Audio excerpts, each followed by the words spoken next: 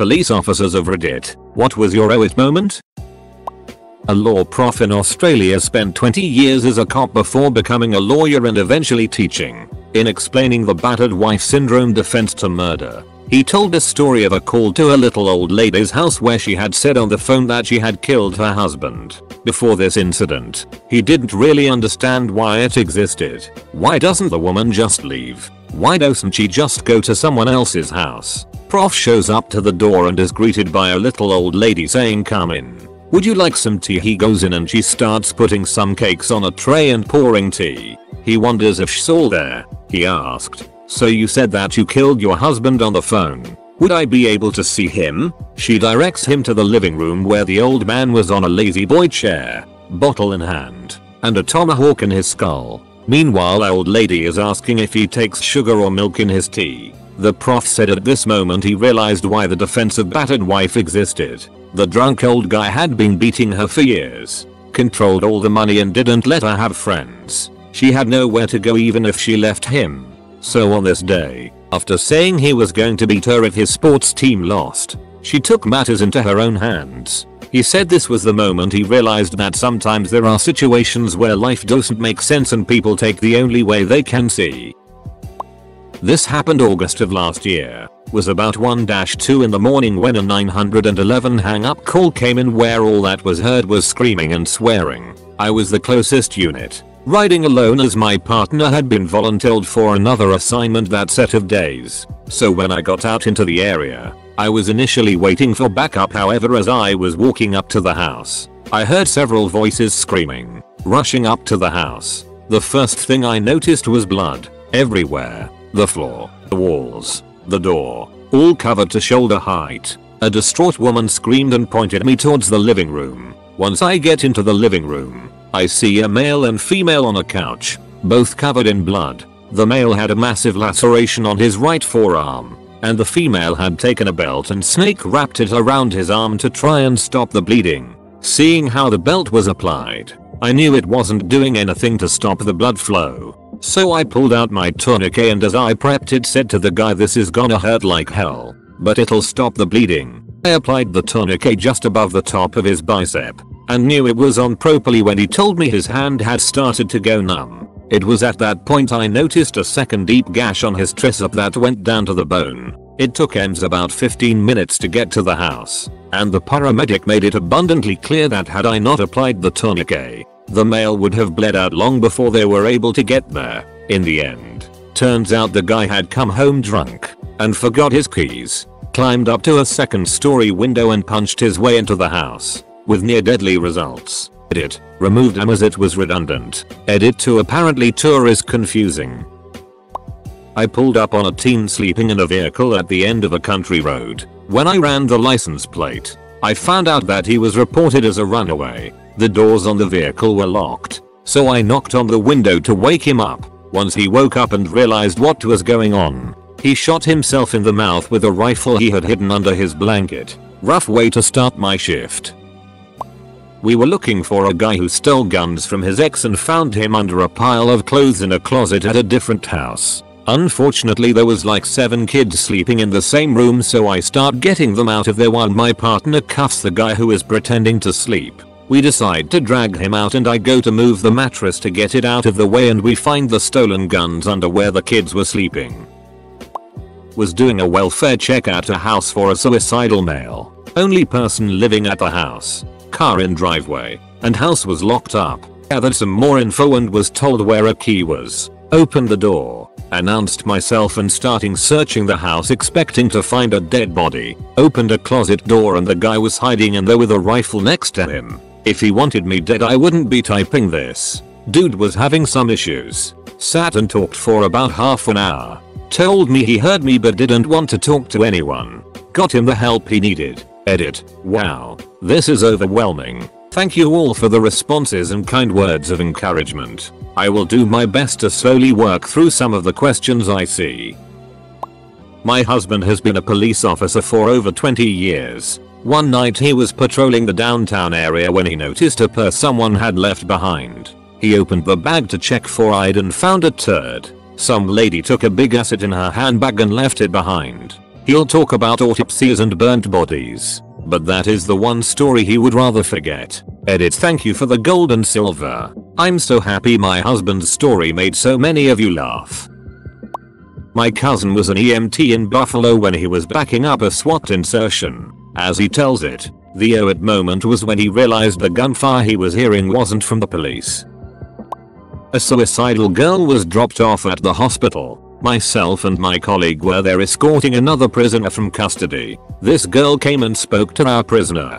They'd never before, but they were just making idle hospital waiting room chit chat. The girl vanishes. Not bothered. We don't know why she's there, who she is, we just assumed she'd gone somewhere else. After a while our prisoner says that girl has been in the toilet a long time. Perhaps she's having a big poo? We laugh and then realize it had been a while. So I start banging the door. No answer. Door locked. I unscrew the lock and she sat there, wheezing and not super responsive. My colleague goes for help and a nurse comes and unzips her jacket and she's made a ligature from a sock and she's blue and not breathing. I managed to cut it off. It was on tight, we couldn't get scissors in to cut it. And she's taken through to get checked. Now breathing again. My partner goes with her. I'm stood by the door with my prisoner getting air. The whole thing is stressful. This happened in the middle of a busy ER for you Yanks. People are just looking at me. Next thing I know a healthcare assistant is running out to me because this girl is now becoming violent and my partner needs help. I can't leave my prisoner and I can't leave my partner to get beat up. I chose to go for my partner. This girl is smashing her head into a wall, kicking, hitting and trying to bite. It took 3 of us to get her calm. I barely managed to get the assistant's shout out before going in. Radio signal is poor to non-existent. Luckily the prisoner sat patiently in the waiting room whilst we dealt with that. They weren't cuffed, they could have ran and there was nothing we could do to stop it. On top of all the stress that day caused, I didn't really have the oh it moment until I was in my car on the way home and I realized a girl nearly died 5 feet away from me. I wouldn't have known if it wasn't for the prisoner paying attention to where their new friend went. Edit. Thanks for the silver. Dad is a newly retired cop, 30 years on the force. He has a couple gems that he has told me. Last one is pretty sad, so if you have any type of suicidal tendencies consider this a trigger warning. 1. While working as a patrolman he had a couple encounters with people high on PCP. The first was a lady who cut her entire anus out and ripped the inside part out. She woke up the next day with no recollection of what happened. She will have to be on a colostomy bag for the rest of her life. 2. Another PCP story. Guy was butt naked in the middle of the road sweating profusely. For those who don't know, PCP raises your body temp so people get naked because they are hot. The guy used a broken glass bottle to cut his genitalia off, balls and everything. He ended up bleeding out before EMS arrived. 3. Sad one. Thanksgiving morning dad worked a night shift and was home by 6 AM. I came to the kitchen to help cook for Thanksgiving and see him staring off into space. Something bothering him. Turns out there was a bad car accident and the car caught fire. The woman inside was stuck because her seatbelt had melted to her. Dad went to pull her out and described how her skin had just crisped over, so when he pulled on her to free her the skin just kind of peeled off. They eventually got her out, but she had suffered severe burns and was permanently disfigured. Dad is ended up getting burned up pretty good too on his arms. She ended up surviving but took her life about 6 months later. That one my dad couldn't really ever shake. I think he blames himself for not getting her out sooner. That kind of heartache comes with the job, I suppose. Anyway, those are some memorable stories. He's got tons more, but those 3 come to mind right away. As a rookie I was responding to an alarm at restaurant that was supposed to be haunted by a woman. The first officer that arrived was an older officer that didn't do much and didn't ever get excited on the radio. As soon as he arrived he asked for a second unit in a high-pitched tone. As I pulled in he had his shotgun out and he was leaned up over his hood. My first thought was, oh, it's someone is breaking in. When I ran up to him and asked what up, all he said was as he pulled up and his lights hit the building, a woman jumped off the roof and disappeared. He was clearly shook. Me and another officer checked the building and found no evidence that someone had been there. It made an impression on me and I never went back to the restaurant at night without another officer. My older brother is a cop. He got a call about a suicidal teenager behind a school with a knife. He rolled up to the spot, and when the kid noticed him, he immediately started hacking at his own neck with the knife. My brother sprints over to him and tases him. Saved the kid's life. It's all on body cam. It is ducking wild. Edit. A few people have asked for a link of the video. I've only seen it one time. It's not public as far as I know. This was a suicidal teenager, so I'm sure there was good reason to not make it public. It probably would not have helped him cope with whatever was going on in his life. Got a call for an emotionally disturbed person. Arrive on scene and a 350-pound man built like an NFL lineman is passed out on the floor face down. His wife says he suffers from PTSD from the first Iraq war and that he was an army ranger. He had been drinking heavily. His son is on scene and about 16 years old. The man begins to wake up and proceeds to smash his forehead into the ground repeatedly. We call for an ambulance. A small pool of blood begins to form on the floor. The wife grabs a rag and goes to wipe it up when this guy's head jerks up real quick. His face contorted in rage. He grabs the wife by the neck and throws her clear across the room onto the couch. We immediately jump on him, but he is preternaturally strong. There are 4 of us and we are each fighting one limb. The kid jumps in and helps us get 2 sets of cuffs on him because one set was not wide enough to connect his wrists behind his back. I ride in the ambulance to the hospital with him while he glares at me angrily, reciting his military registration number and telling me I won't get any information out of him and that I'm a towelhead. I don't remotely look like I'm from the region. The entire ride I hope that he doesn't break out of the cuffs. If I'm being honest, I'm not sure we would have gained control of him if the kid hadn't helped. My mate had an OID moment on his first week of solo traffic patrols. Pulled a drunk guy over and the trunk literally had 2 people just chilling in it asleep. Witness to autopsies. Watching the ME pull the testicles out from the inside, or the needle in the eyeball to get samples of eyeball fluid, or the sights, sounds and smells of the bone saw cutting through the skull, and the following section sounds of the top of the skull being pulled off, or check welfare call, called to check on a 50-year-old lady who hadn't been seen for a few days. Got to the apartment, looked through a couple windows after no response at the door. Last window I checked had to try and get my bearings while looking through half open blinds. Realized she was there dead in bed, eyes open. I have seen plenty of dead bodies prior to this call, but that one gave me the heebie-jeebies. Or, another dead body call, died in his sleep. I had been in the bedroom for a couple of hours making notifications and requests for remains removal. A belt slid off the treadmill and hit the treadmill belt pretty loudly. There was no reason for that belt to fall off that treadmill. Cops get PTSD too. Edit. It. I have so many. Patting down a male arrestee for a female officer. Dude was passed out at a green light. He was already cuffed. Right as I got down to his right ankle, I heard it. It sounded like a garbage disposal choking on pudding. Dude it himself right there. I didn't say anything. As he sat down in the back seat, the female officer went to the opposite side of the back seat to assist in buckling him in, and gagged. "Oh god, what's that smell?" she said. "Me. He just hit himself. Lol." I was in a community policing unit, right as me and about 25 other community policing officers got out of a meeting. A report of a homicide came out just blocks from our station. Dispatch advised we were looking for a red truck. Fellow officer called out he had a red truck nearby. I was first there as he was pulling the driver out at gunpoint. As we approached him and got him cuffed, I turned and saw the biggest traffic jam of cop cars I had ever seen. Later that day, I watched a traffic cam recording of the traffic stop. I lost count at 53 cop cars coming to back us up. More of a holy it than an OID.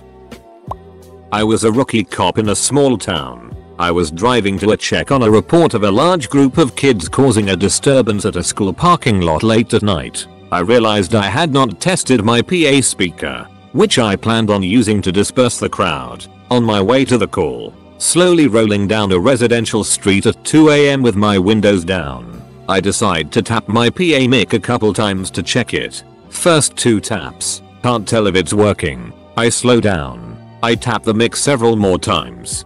Definitely hear the loudspeakers that time. At that moment, I hear "What the duck are you doing?" I look out my passenger window and see this old dude sitting on his porch in his underwear, looking pissed. Our eyes locked. I realized I had no decent excuse for clicking my loudspeaker in a quiet neighborhood in the middle of the night. So I didn't say anything back to him and I floated up the road. Definitely an oh it moment at a time. Maybe different than what OP is looking for, but I get tired of traditional war stories. The awkward on this encounter was through the roof.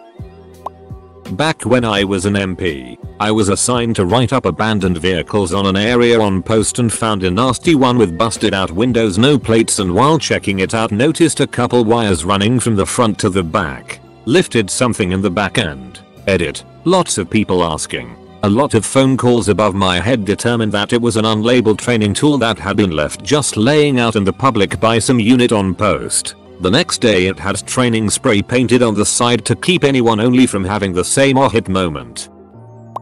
Not me, but a drill sergeant I had in basic training. On her first shift, her first call was a mom who had gone crazy. She bit the D off her 6-year-old and used it to choke and kill her baby. It was a total bloodbath. Edit. I don't know what happened to the D or the mom. IDS told us this story as a yeah you're an MP, but you will see crazy it type of lesson to get us to pay attention, and it worked. Edit 2. It happened in Fort Hood, TX. Honestly all I know about the story what I posted above was on a traffic stop. My sergeant came and backed me up due to having to possibly tow the vehicle. My sergeant's vehicle was behind mine and we were both in the right lane. My sergeant was sitting in his car and I exited my car to go talk to him. As I walked closer to his car I heard a vehicle's engine rev all the way out, but I couldn't see it. For a split second I knew what was going to happen and though it but couldn't react fast enough. The vehicle I heard smashed into the back of my sergeant's SUV, which struck me,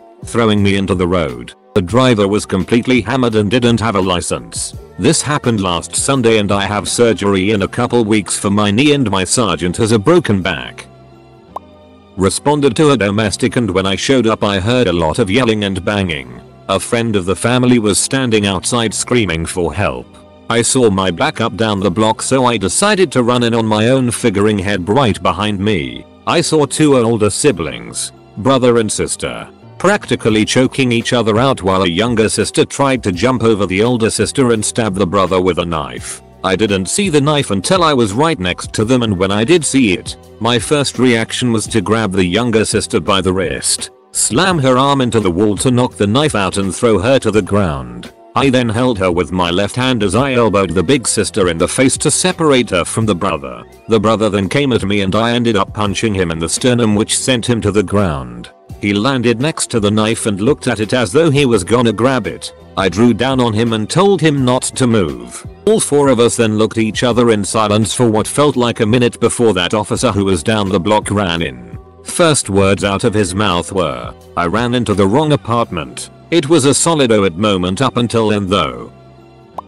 It was actually before I was sworn in. Still as a cadet in the highway patrol, loading live rounds into my service revolver for the first time. Like, these could kill someone.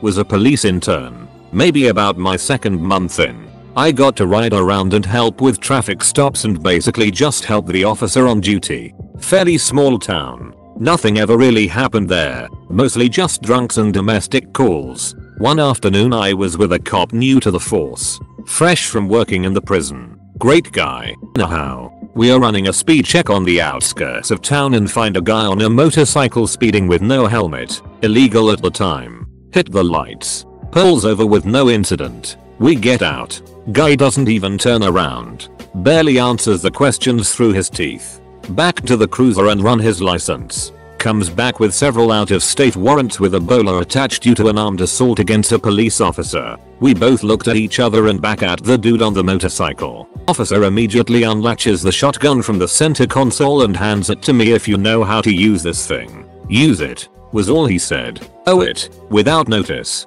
Other officers from surrounding towns are already lining up behind us. Thank God. Dude was thankfully tired of being on the run and was ready to turn himself in. He went in without incident. Former MP here. Partner and I were riding around when we saw another unit dip into a weapons storage area. Figured let's see what they're up to. Rolled up to the gate and the guard says, "You guys here for the bomb leak?" I'm sorry. What? We are now. Hit the gas and went rolling in to find the fire department and all their investigating. Had to evacuate the entire weapons area, most of the supply area across the street as well as most of the flight line. Something like a 3,000 meter cordon. That was a fun day. Ended up just being sealant for anyone interested in the outcome. Kid drowned at a local pool, so I had to tag along with the ambulances for an investigation. I got there first and saw his father holding him crying and my heart sank. I ran over there and tried to perform CPR to the best of my ability for about 10 minutes before the ambulance arrived. He woke up right as it pulled onto our street. I proceeded to visit him in the hospital and now he swears he wants to be a police officer. When I was responding to a simple trespass after warning call and upon me making contact with the trespassed individual, he charged myself and my zone partner with a pair of scissors. Not me, but my friend is a cop.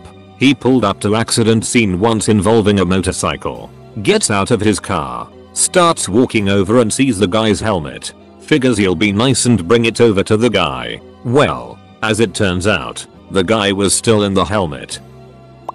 Just checked onto my shift. As I turned my patrol car on, my radio was in mid-broadcast about an accident just outside the city I work in. I voluntarily checked en route to help out the best I could. While heading there, I was informed that it was actually closer to the next city over but that I would still be the first one there. I was then told it was a head-on collision. I arrived on scene about a minute later. It was in fact a head-on collision. 5 people from one vehicle were not wearing seat belts. All 5 were fatally injured beyond any measure. There was nothing I could do. A doctor showed up on scene shortly after me. Nothing he could do. I watched 2 adults and 3 children die in front of my eyes. A 6-year-old little girl just stared at me unblinking as she passed. I still get emotional. They were students at our elementary school. I knew them because I routinely go to that school just to see the little kids and give them junior police stickers. Take pictures with them and let them play with my gadgets and police car. I went to the memorial service that the school put on for the girls to pay my respects. Their father was there and didn't know who I was or that I was the first one there or what I saw. He was talking to another father, clearly in between denial and anger phases, about how he wished he knew what officer it was on scene so he could kill him for not doing anything and why didn't he do anything and blaming me for their deaths. That was really hard to hear. I wish I was a superhero and could have used magic powers to save those poor children. I'm sorry little ones. You deserve to live your lives. Edit. Thank you all for the kind words and support. I have actually gone and seen a professional regarding it. That has helped a lot. Unfortunately it is just something that will be with me forever. I am doing pretty well overall and recently welcomed my first child into the world. Experiencing what I did makes me just love and appreciate every day I have with him even more. Thank you to everyone again. And also thank you for the silvers and wow, my first gold too. I wish it was for something much happier but still, I really appreciate it. Worked with a guy who used to work for Long Beach PD. Told me a story about a call coming and that some old man had threatened his neighbor for knocking down his fence. Friend gets on scene a little late and 2 other units had already showed up. Friend sees crazy old guy handcuffed and in the back of one of the cars already. He thinks okay these guys got this and just wants to make sure the first units are okay. He walks up to one of the cops and notices that he has this weird look on his face. Cop says to friend come with me you have to see this it. My friend follows the other officer into crazy old guy's garage through the house. His exact words when he told me this story was it was like that scene in Boondock Saints where they buy the guns. The crazy old man apparently had been stockpiling weapons for the last 20 years. Multiple rifles, shotguns, pipe bombs, Semtex, various pistols, and the Throne, a gas-powered lawnmower that has 2 M60s mounted on it. Controls for both weapons, ammo cans etc. I'm not sure what else was on the Throne lol. Nothing makes you go oh it more than stopping an obvious drunk. Feeling like you could be stopping a homicide in progress, to realizing you know the person. Maybe you know them really well. Not a cop but to any cop that reads this thanks for all you do. It's a job that gets to you physically and emotionally and people treat you like it and that is so wrong. I respect anyone that gets so much hate for helping and still continues to do it. I think this counts. About 9 years ago we get a call from a payphone. There's a dead body in the abandoned building at corner 1st and Main. Street names made up for this story. An officer responds to the area and can't find anything that would be considered an abandoned building. The caller hung up without leaving any information, and the payphone that he called from was several miles from that area. So the officer clears out the call having no contact. The next day we get another phone call from another payphone. There's a dead body inside the abandoned building at the corner of 1st and Main. Again they hang up without offering any other information. This time I get dispatched the report. I head up to the area of that intersection and start looking around. Now understand that I live and work in a fairly sizable metropolitan area, and this was when the economy was still good, booming even. Abandoned buildings were hard to come by at that time. I drive through all the shopping plaza is a little industrial complexes within the vicinity of that intersection, and I can't come up with anything. So I start driving a little bit further in each direction. But I remember that there's some new construction that hasn't been finished yet, and I wonder if they think that those are considered abandoned. I get out of my car and walk through a bunch of businesses that are still in the framing stages, but I can't find anything. As I leave the area I'm now more than a mile from the original call location. As I pull out onto the major roadway I stop for traffic and look in front of me. There it is. A gigantic electrical component factory that has been vacant for probably the last 15 years. It has a 9-foot wall around the entire perimeter and the landscaping is still maintained, so it doesn't stick out like a sore thumb right away. That added to the fact that I'm pretty far away from where the caller said it should be. But then again, it's abandoned. It's definitely abandoned and has been for a very long time. So I call for another unit to back me up and we go check it out. We use a drainage pipe to climb up and over the 9-foot wall to get inside the perimeter. We start walking the building checking every single door. When I say this place is big I mean it's ducking huge. It's over 100,000 feet. It's like an old abandoned Motorola, or Freescale, or Intel type building. It has gigantic coolers on the outside, pipes running all over which way, ductwork running down the sides of the buildings, loading docks, and a basement. Every door we come across is locked and secured. We continue walking around looking for anything out of place. As I get about 3/4 of the way around the building I pull on a door and it flings open. I called my backup who comes over to me. We knock, announce, and enter the building. As we step into a hallway that leads about 100 yards down with doors on either side. The door we just stepped into closes, and it's black. Pitch black. Like can't see my ducking nose on my face black. We start moving through the building, trying to clear each room as the best of the two of us can. But this place is absolutely gigantic and each room is connected to what seems like 4 other rooms. We stepped into one room and the door closes behind us. It must have been some old clean room or something. It was the weirdest thing because there was no sound. Nothing. I couldn't hear the traffic outside, or the grumble of electricity or air moving. All the sounds that we heard throughout the rest of the building were gone in this one room. When I spoke to my partner our voices didn't even echo. It must have had some kind of sound cancelling insulation or something. But it freaked me the duck out. The floor had random 12-inch holes in it that led down to a basement that was flooded by over 6 feet of water. Wire, ceiling panels, and wire jacketing were hanging from the ceiling. There was broken glass, broken pieces of metal and brick, holes in the drywall, and abandoned equipment all over. I clearly remember thinking to myself that if there ever a time that I would be attacked by skinless zombie dogs, this would be it. And the entire time we are trying to find a dead body. As though this it wasn't freaky enough, I'm actively looking for a dead guy. We end up moving through the building clearing it as best we can until we get to what was definitely the industrial part of the building. Gigantic boilers, evaporative coolers, and components that run the building. Oh, and spiders. A ton of spiders. We stepped into a room and find that it is a dead end.